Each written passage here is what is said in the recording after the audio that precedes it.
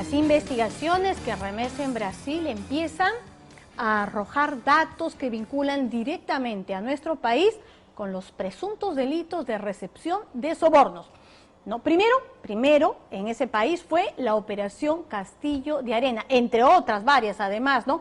Una operación en la que aparecen los casos como los de Interoceánica vinculado a dos gobiernos, al de Alejandro Toledo y el de Alan García. Ese es un punto, pero hay otro que es Lava Jato o Lava Jato, como dicen en Brasil, que abarca otro periodo de tiempo y cuya operación se centra en lo que se ha denominado los presuntos pagos de sobornos de lo que habría sido una especie de cártel de las constructoras y de las que no se salva absolutamente ninguna. ¿Qué tiene que ver todo eso con nosotros? Bueno, pues que los delatores, que son esta especie de colaboradores eficaces, han empezado a hablar y lo que han dicho sobre nuestro país bien merece una investigación a fondo. Carla Musqui y Walter Jiménez con el reportaje.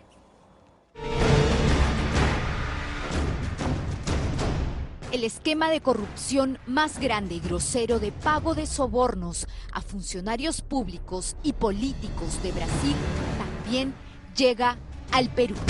Llevaban el dinero en el cuerpo, colocaban el dinero en papel film plástico, lo embalaban bien comprimido, bien pequeño y se lo colocaban alrededor de las piernas, con medias de compresión. Llevaban entre 200 y 400 mil dólares en cada viaje. Yo viajé una vez llevando 200 mil dólares a Lima.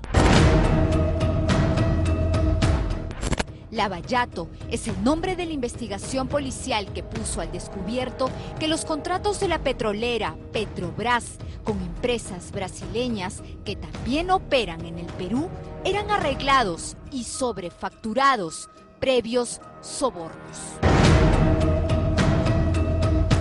Existia esse costume dos contratos que se firmassem, né, que se firmaram naquela época, dessas empresas principalmente, de se pagar a propina. Raríssimas vezes eu ouvi falar de 3%, normal era 2%. Então, la porno de los billetes, juntamente con sistemas más sofisticados de pago de sobornos que incluían offshores y movimientos complejos de dinero, lo que va a ser importante en el momento en que se defina si es que ha habido caso de corrupción o de soborno vinculados con este contrabando efectivo, es para quién fue y para pagar qué. Cientos de miles de dólares viajaron por aire adheridos al cuerpo de los doleiros o de las mulas que traían al Perú el dinero ilícito. 4 hombres que fueron reclutados por el más grande traficante financiero, Alberto Youssef. Observó el momento en que con los pantalones abajo se iba poniendo con filmina todos estos rollos apretados de billetes y luego se ponía esta especie de medias ortopédicas, antivarices, para que apretaran bien las cosas y pudiera entonces traerla para acá. Él dice que le dio inicialmente el dinero a Alexandra Mendonça en una universidad que es la Universidad de Ingeniería, el campus de la UNI. ¿En qué consiste este escandaloso esquema de corrupción enquistado más de 12 años en el poder en Brasil? ¿Cuáles son las empresas que componen el llamado cártel del petrolao y cuyas sucursales en el Perú firmaron millonarios contratos para obras públicas? Se sabe quién de OAS recibía ese dinero. Eso ya se sabe. Él sabrá cómo lo distribuyó. Confesiones de estrechos colaboradores y testigos de excepción de esta alucinante trama de corrupción que han empezado a soltar nombres, montos y a enviar a prisión a los hombres más poderosos de Brasil y dueños de mega fortunas. Confesiones de las que no se salva siquiera la amiga de Nadine Heredia. En el Perú, la esposa del presidente actúa a través de una amiga. ¿Rocío Calderón? Eso, exactamente. Ella vino a Brasil a hablar con Ricardo Pessoa para hacer una prospección de posibilidades.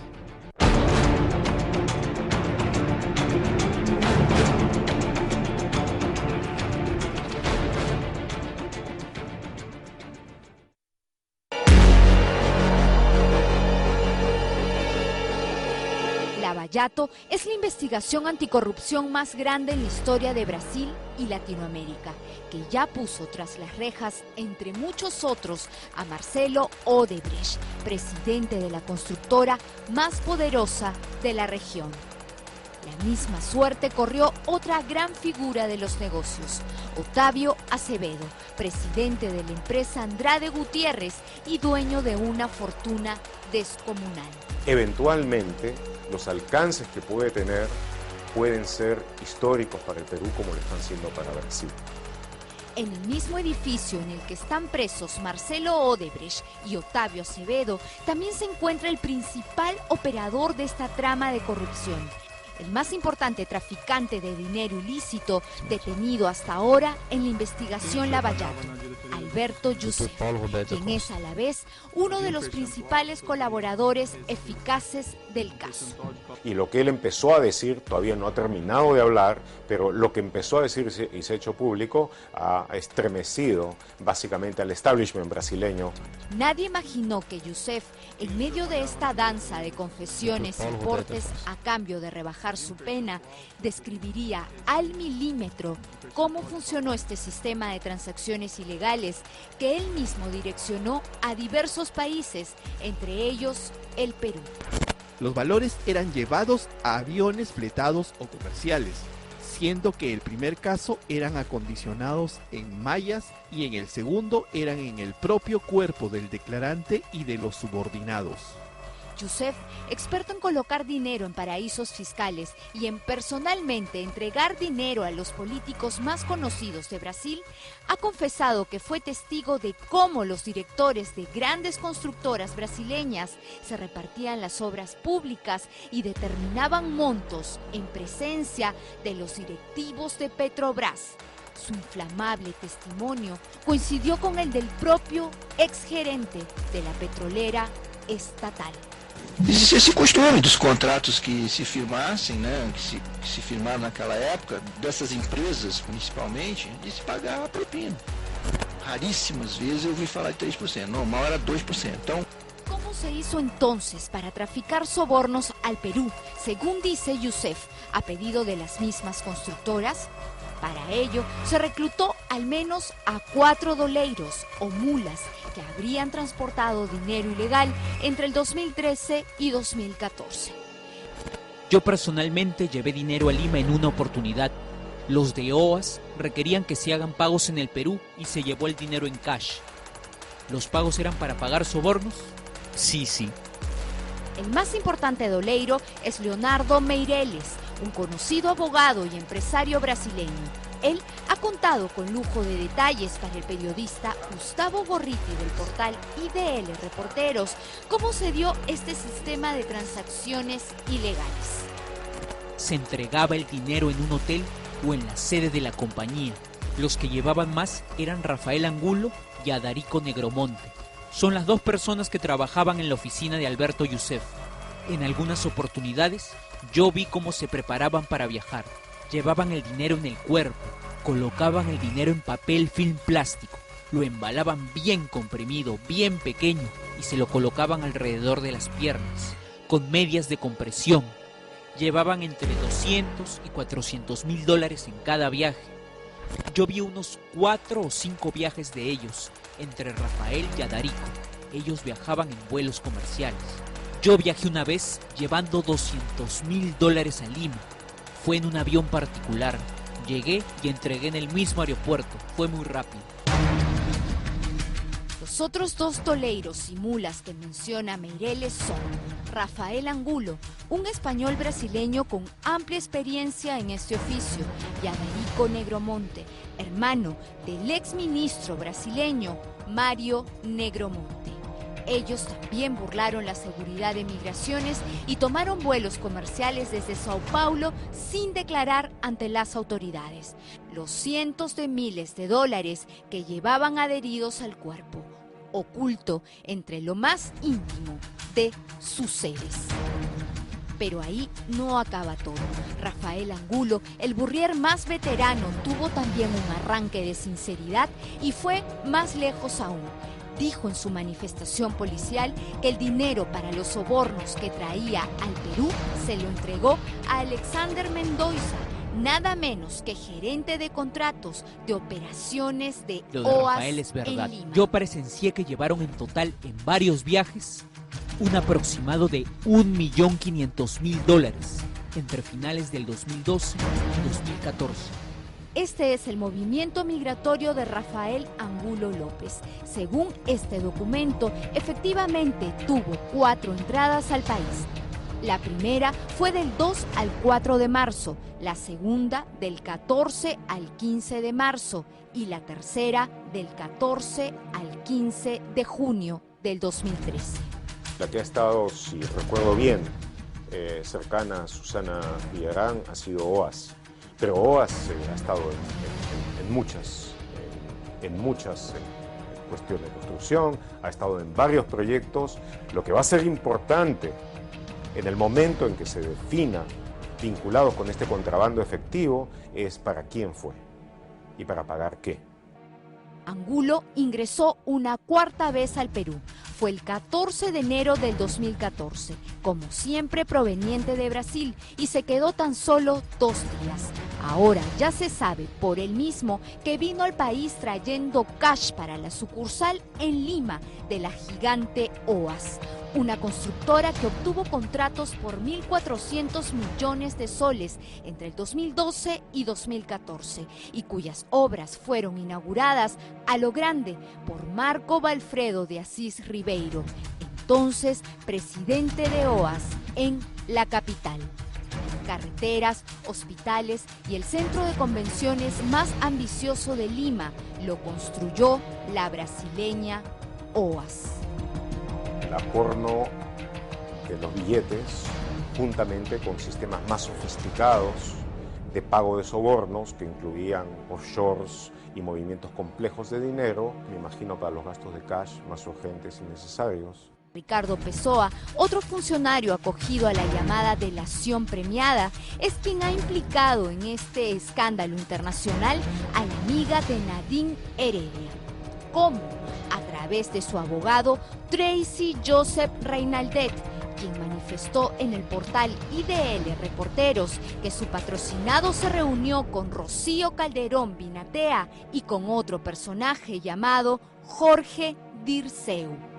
En el Perú, la esposa del presidente actúa a través de una amiga. ¿Rocío Calderón? Eso, exactamente.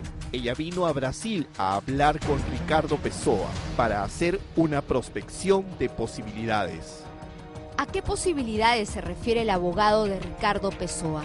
Lo que sí se sabe es que Jorge Dirceu, entonces consultor y lobista, trabajó junto con Marcos de Moura, expareja de Rocío Calderón. Rocío Calderón la logramos entrevistar, estuvo aquí y ella negó en forma explícita, categórica, terminante el haber estado en esa reunión, conocer a Pessoa o siquiera conocer a Dirceu.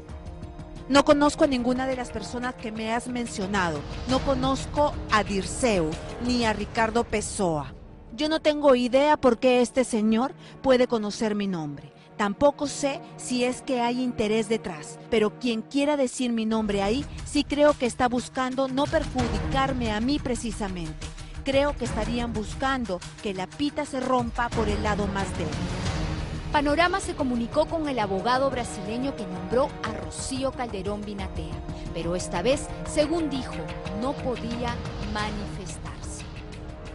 Esta pessoa tem nexos com esta rede de corrupção do Brasil? Eu não vou nem falar que sim, nem que não. Não vou me manifestar. Los delatores aún no han terminado de hablar.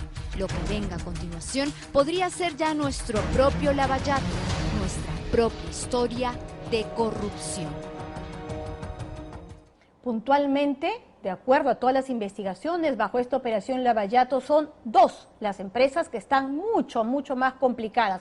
OAS, como hemos visto en el reportaje, que incluso es de los propios miembros de esa empresa constructora son los que salen y dicen, efectivamente los hemos mandado de tal manera, camuflados en el cuerpo de estas personas, aparecen clarísimos los nombres, corroborado además en los registros de migración, y la misma persona que trae al Perú dice, efectivamente, yo se lo di, ¿a quién? Al gerente, a uno de los gerentes de OAS. Ese caso está uno de los que más se ha podido avanzar. Y ojo que en el caso de OAS tiene varias obras aquí pendientes. Una de estas es el centro de convenciones en San Borja, y también ha sido denunciado por incumplimiento de obras en el caso del Hospital Antonio Lorena en el Cusco. Bueno, eso es según alguna información periodística, por lo menos. Y la otra empresa es Camargo y Correa, y bueno, y también esta otra UTC, que es donde aparece este señor también hablando de estos contactos con Perú. Todo esto entre el 2012 y el 2014. Esas son las empresas más complicadas en el caso de las constructoras en nuestro país. La Fiscalía del Perú ha tomado contacto ya con la Fiscalía de Brasil, a la que ha solicitado, por supuesto, toda la comunicación o toda la documentación que existe sobre la operación Lava Jato, y el fiscal encargado de este caso será Hamilton Castro Trigoso, quien está además próximo a viajar a ese país. Ojalá se logre profundizar mucho más todo esto, que es realmente de espanto. Hacemos una pausa en el programa, no se mueva.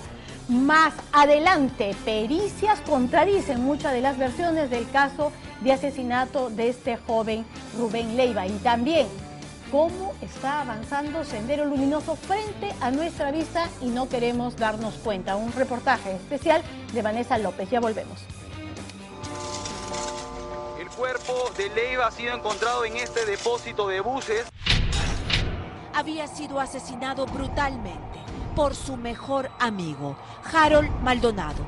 Volví a mi camioneta, me senté en el asiento del piloto y le reclamé.